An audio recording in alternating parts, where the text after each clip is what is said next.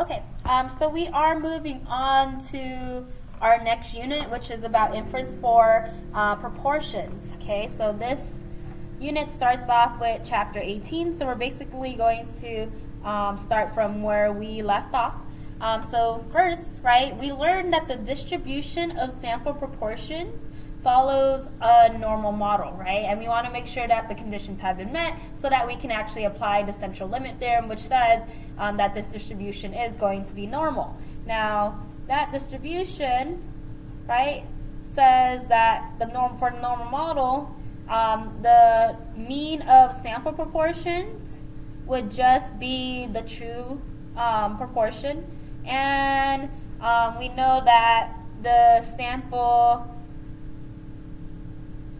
normal model standard deviation, is going to be the standard deviation of sample proportions. Now that comes with some equation, right? We have to actually calculate that, and so all of that can be found in your formula sheet. And so we're looking at the normal model that happens to have a mean of p, which is the true proportion, which has always been given to us. And then we have the standard deviation, right, of the sample proportion, which is this formula here. So I'm going to just put that in. Okay, so that's what we learned in chapter 17. Okay, now that's really nice. We can find probabilities if we happen to know what the true proportion is, because we know what the normal model is, but most of the time we actually don't know p. We don't know what the true proportion is going to be. And so what we can do is we could just take a bunch of samples and just calculate the sample proportion for each one of those, and then we can use that so that we can actually try to estimate what p is going to be. Okay, so now we are moving on to the part of statistics where we are doing some inference. Right, so usually we have all the information, and then from there we can find probabilities. Here we don't know a specific part of information, right? So we don't know p, and so what we can do is just take a bunch of samples, observe the different values, and then from there try to estimate what p is going to be.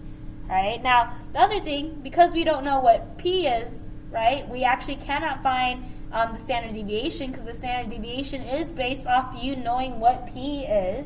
And so what we are working with is a standard error. Okay, so basically what's happening with this particular types of problems that we're working with, p hat is going to be an estimate for p, also known as an estimator, right?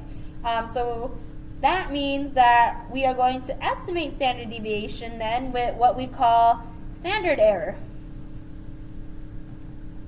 Okay, and then the equation for standard error, right? Standard error for p hat is basically just the same thing, but instead of using p, we're going to use p hat because we don't know exactly what p is going to be.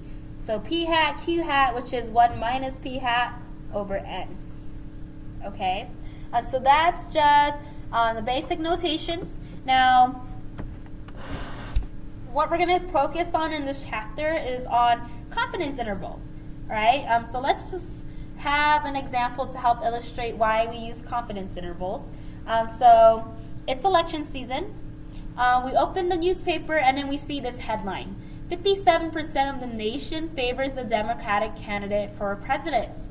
Now, first question, does exactly 57% of the nation favor the Democrat? Why? Now, I'm going to say no. Okay, now the reason why. Did that newspaper ask every single person who has the ability to vote, right, every single person in the nation, did they ask them if they actually favor that Democratic candidate? The answer, no. They probably gave them a survey, and so you only have a sample. So this 57% is probably a sample proportion. And we know that sample proportions always vary around the true proportion. Now, as we keep reading, right, it says that there is a margin of error of 5%. What does this mean about the true percent of the nation that favors the Democrat? Okay, so if you have a margin of error of 5%, In other words, that's saying that 57 of the nation favors the Democratic candidate plus and minus 5%. And so what you need to do here is you're going to subtract 5%, which gets us 52%, and then you want to add 5%, which is going to get you 62%. And basically what you're saying here is you think that between 52% to 62% of the nation favors the Democratic candidate. And do you think the pollsters have a really good idea of how many people will vote for the Democrat on election day?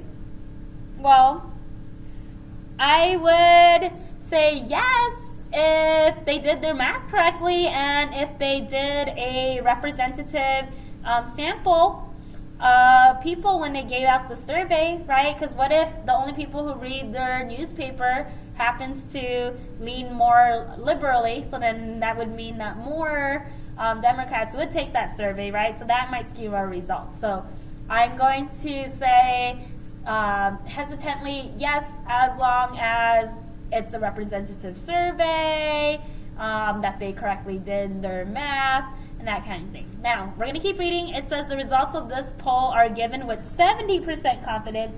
Do you think the results are reliable? Why? 70% isn't good enough for me, and so I'm going to say no. Like 70% confidence isn't that strong, but if they change their confidence to 95%, do you think the results are reliable? Why? Well, I think they're going to be more reliable, right? 70% versus 95%. I would start betting some money that the Democratic candidate would win. And now E, what if the results are as follows? 57% will vote Democrat, margin of error is 15%, and there's a 99% confidence. What am I able to say about the results? Are they reliable? Why? Well, you're 99% confident that between, so 57% minus 15, so let's go ahead and do that. So 57 minus 15 is going to be 42, right? So we're saying between 42% and, so let's go ahead and add the 15.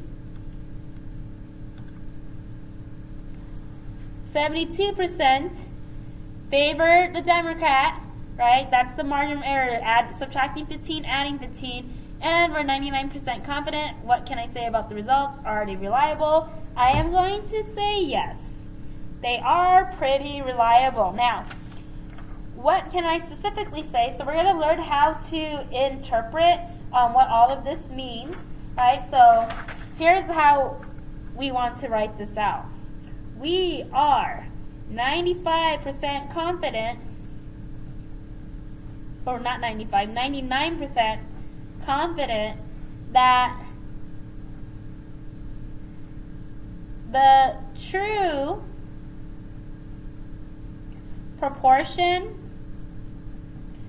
of the nation that favors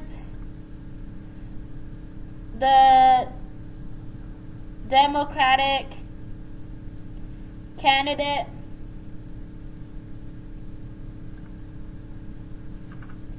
for president is 42 to 72%. Okay, that's what I'm able to say, and I would actually buy that, right? It's a big range, there's a large margin of error, and I am 99% confident of it. Okay, so now let's go ahead and continue. So what our goal is for this chapter is we actually want to make that confidence interval. I want to give you a prediction of some proportion in a population. Okay, now there are important things that we need to know. So confidence intervals, the basics, right? So it's based on p hat, and we're using the sampling distribution of p hat. And that is why Chapter 17 was extremely important. So if you don't understand what happened in Unit 6, then you're going to run into issues with this chapter. Okay? Now, first what we want to do is we want to start with a p hat, And then we have to give ourselves a margin of error on either side. Okay, now the size of our margin of error is going to be based on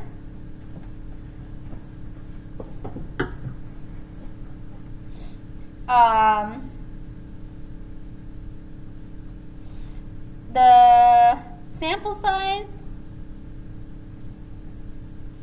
and the level of confidence, right? So that is something that we can choose. So we can be more confident, right, which means our margin error is probably going to be bigger, or we can have a smaller margin of error, but that means that we're going to be less confident. Okay, so a larger sample size will get us a smaller interval, which means that it's going to be more accurate, and then a larger confidence level is going to get us a larger or wider interval, right? Because we need to make sure that we have room for error.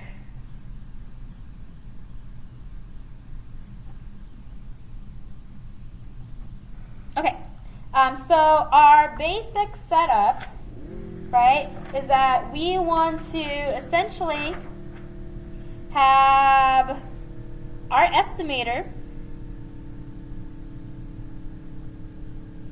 and then from there we are going to add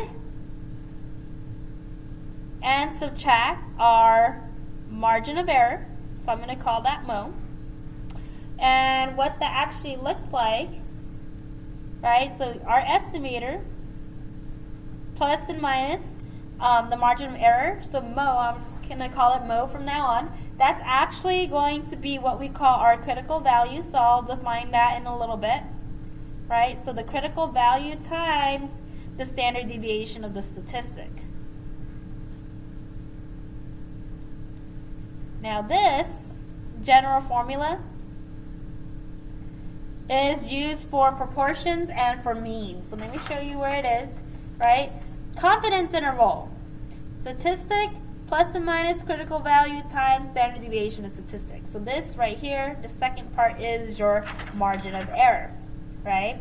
Now specifically for a one proportion sample, right, so there's going to be different types of problems where we can make different kinds of confidence levels, but for when you are looking at a problem and you're only looking at one proportion for a sample, we have this formula.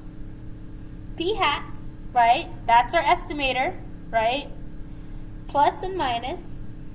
Now our critical value we denote with Z star, and we're going to then, right, so if we look at that, so there's our critical value, and then we want the standard deviation of the statistic.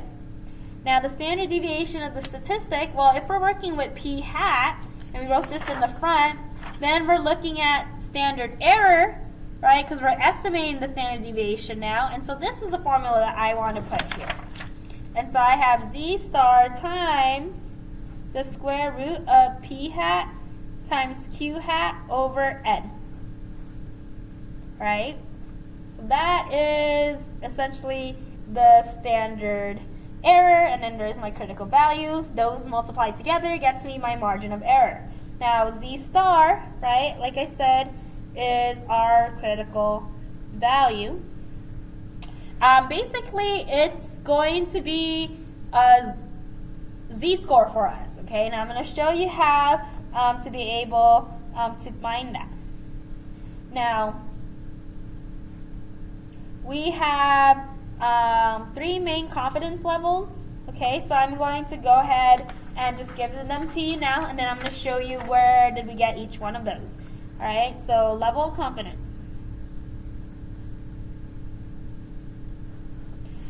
So we often see 90%, 95%, and 99%. Okay, so those are the three most common ones, but we can find any level of confidence we want and find the critical value associated with it. So for 90%, it is 1.645. For 95%, 1.960. And then 99%, 2.576. Okay? Now, these are z-scores. Now, let me illustrate where I got this from. So I actually used the z-table to find this. On the z-table, we'll probably see 1.65, right? Because the z-table only goes to 2 decimal places for the actual z-score. Now, if we wanted to have a level of confidence of 90%, essentially what that looks like. Okay, so we're using a sampling distribution.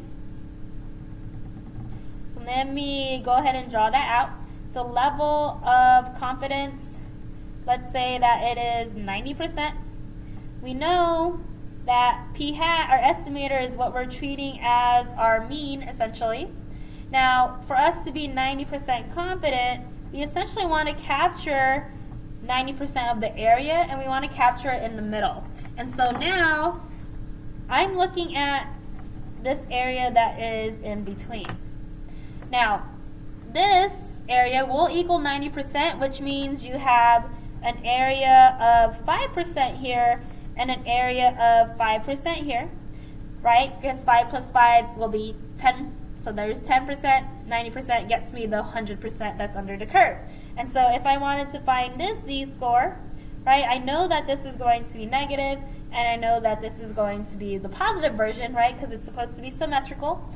So if I look for the area of 0.05, so let me go ahead and get myself a z-table. So I'm going to find the z-score, so I have the area, so I know there's going to be 5% below. 5% below, so 0.05 is what I'm looking for. And it looks like right here is the closest one, 0.0505. Right, so I'm like a little, oh, no. Let's look. I think we're closer here. Yeah, you're closer by 0.0005. Yeah, I like this one better. Okay, so we're here. So if I look, this is negative 1.6, and we have 4, right? There's where that came from. Now, if I wanted to have a level of confidence of 95%, right? So what you should be thinking is, okay, so I am working with the sampling distribution for sample proportions. I know that p hat is what I'm going to make as my middle, right? That's acting as my estimator. And I want to be, this time, 95% confident, right? So that means that this area in the middle is going to be 95%. And so that leaves these two spaces out over here, right? And so that those two spaces together have to share 5% because that's what's left over. And so 5% divided by 2 is going to get me 2.5%. So we have 0.025, and so I have 0.025 here. Now same idea, right? So I have this negative z-score, and then I know it's going to be the positive version here because they are symmetrical. I'm going to go over to my table and look for 0.025 as the area, right? Because I'm trying to find the z-score associated with that. So here is 0.026, 0.025, perfect. So negative 1.96, and that is where that came from.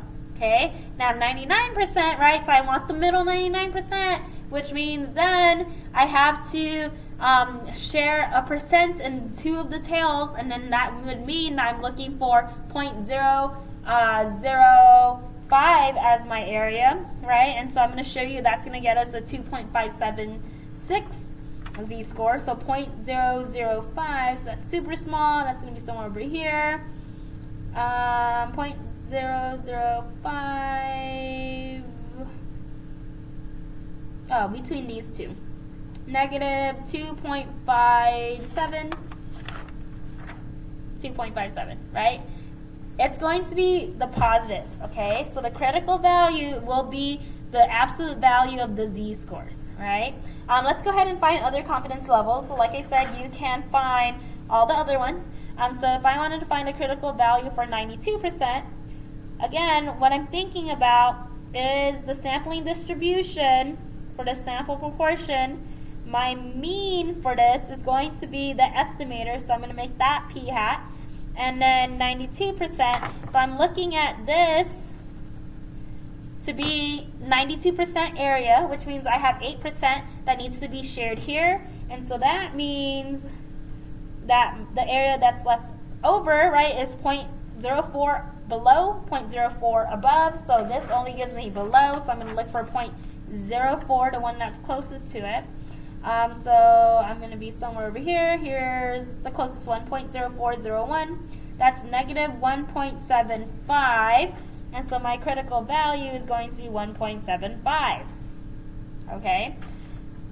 For 80%, right? So again, this is our sampling distribution for sample proportions.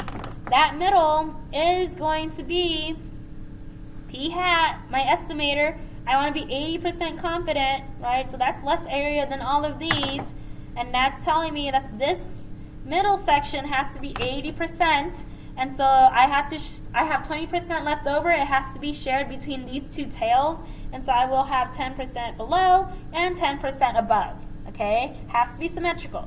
Now I'm going to go over to my table, look for 0.1, the closest one to 0.1. It looks like I would say this one.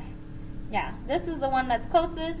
This is negative 1.28, and so the critical value here is going to be 1.28. Okay. Now, let's take note. Let's make some observations. For me to find the margin of error, right, which is basically what we're going to add and subtract from your estimator, we have to take the critical value and multiply it by the standard deviation. Now, for level of confidences that are extremely high, our critical value is going to be big, and so I'm going to take a big number and multiply it by this, right, which means that my margin of error is going to be bigger, right, which means that I need to have a wider interval. It's forcing it to be a wider interval. I need that room for the error, right, versus like this one's small. If I'm multiplying this instead of 2.576 to the same standard deviation, what's happening is that my margin of error is not as big. Right? But I am compensating for a small margin of error because I have less confidence in that. Okay? More confidence means margin of error is going to have to be bigger, and we see that relationship happening in the actual formula.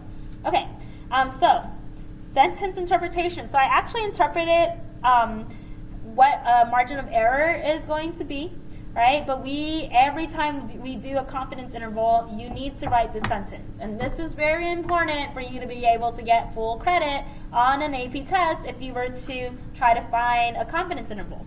Okay, so here it is. And we need to memorize this. This is nowhere in your formula sheet, and it's nowhere on the Z table. Okay, so it's something that you need to memorize, but it makes sense if you understand what you're doing when you do a confidence interval. So we are blank % confident that the true percent of blah blah blah is between blank and blank %. Period. Okay? What's going to go here is your confidence level. So let me label everything. That is your confidence level. So maybe it will be 99% or 95% or 90, or we might drop down to 80. Okay? So that's what we're going to put in there. Now, the true percentage of what your actual proportion is, right? So this is where you add that context. What's the proportion about? Right? So maybe it's about percentage of people who like ice cream, or their favorite color is maroon.